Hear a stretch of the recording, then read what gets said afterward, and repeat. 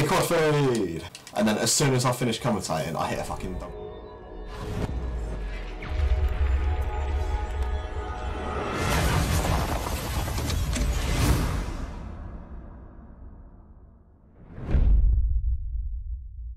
Anyway, so I've got kind of a weird topic, something you wouldn't really imagine someone to be talking about in a Call of Duty commentary, you know. It's something I was sort of thinking about the other day. Basically, with all this North Korea and America sort of situation, obviously the two parties that are both obviously quite dominant and both feel the need to argue their point, and sort of one just trying to better the other and trying to sort of get their point on top and gain power over the other party. Basically, neither of these two are going to stop, and I'm not sure if you guys know much about the whole situation with North Korea and America, but basically there's been sort of a form of beef between Obama and then the leader of North Korea.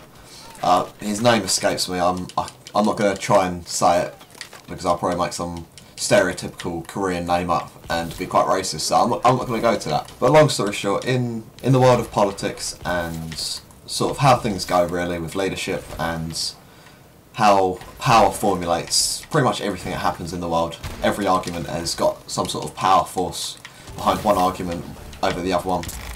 So when you've got two big parties that are both trying to fight their point, both trying to argue, both trying to come out on top, you know it's going to cause a war. And the thing is, I find war such like a stupid concept because no one ever really wins. You always have one team that will back down, and then even after that, both teams are still going to support their own argument. Like, everyone's still going to have the same opinion that they did before. It's not going to really convince anything, it's just going to enforce one power over the other. And in the end game, there's like, say if America won, I'm not saying they will, not taking sides or anything like that, but say America did win, their point's going to go across, but North Korea, they're still going to see things in the same way as they did before. They're not going to change their aspect, it's just going to change what aspect is put into force. More recently, I'm sure you guys have heard about it, but the Americans have sort of produced a film called The Interview, and it's basically about the assassination of the North Korean leader.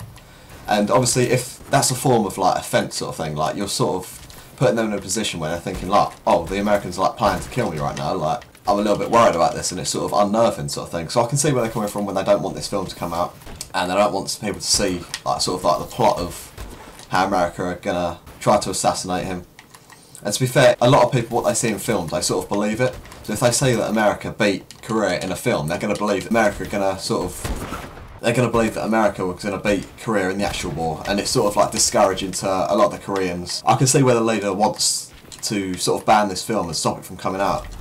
But then again, it is just a film, like, you can't get salty over a little film or something. Bottom line is, it's for entertainment purposes. Like, every film that's ever been released is for entertainment purposes. It's not to try and discourage another team. Although I'm sure there is a secondary agenda for the Americans to sort of put this film out and sort of discourage the leader and sort of get him, knock him back off his tracks a little bit.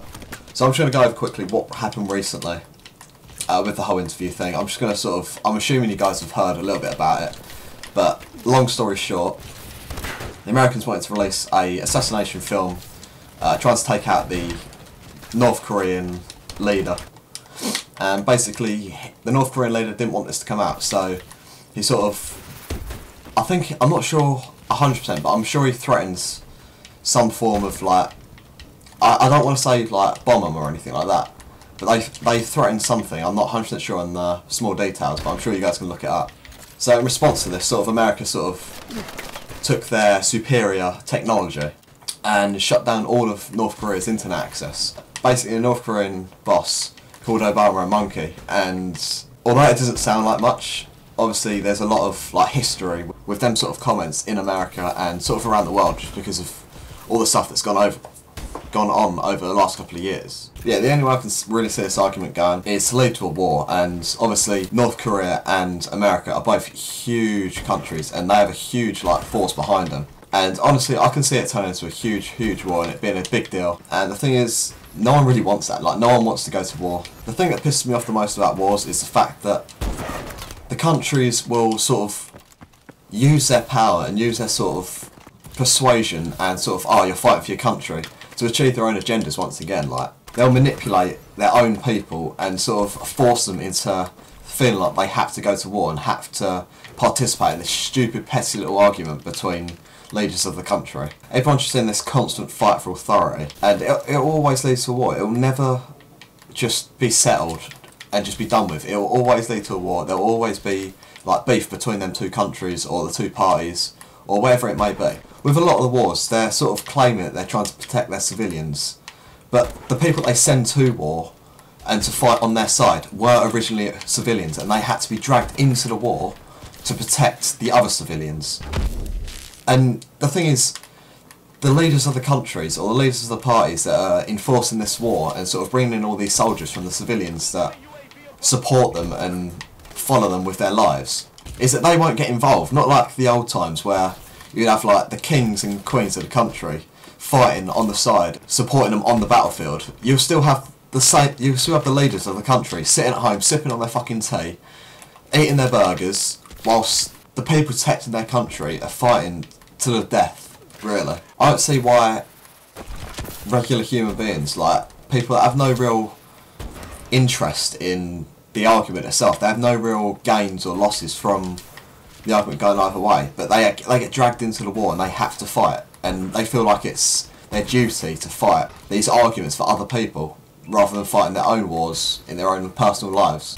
See, if everyone just genuinely came together and we just made a stand and just said, no, we're not getting a part of your petty little war, we don't want to be a part of this, things would be a lot different and there'd be less wars. It's just because people give in to helping other people out. It's just human nature, it's just how we were brought up, really. It really does annoy me that to protect the civilians of their country, the leaders won't go to fight themselves. They'll get the civilians, train them up and then put them into war to fight the battles. It's just a concept that I can't get my head around. Like, I don't see how they have any sort of logic in that. They just manipulate their own people to achieve their own agendas.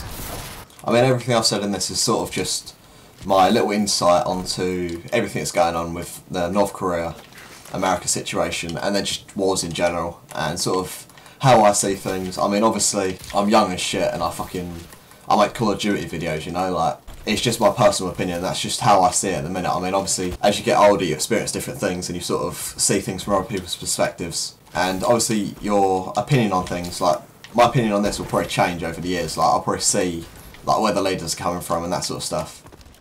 But for now, this is sort of how I see things. Leave down in the comments below what you think of the whole situation, the North Korea and America situation, with the interview.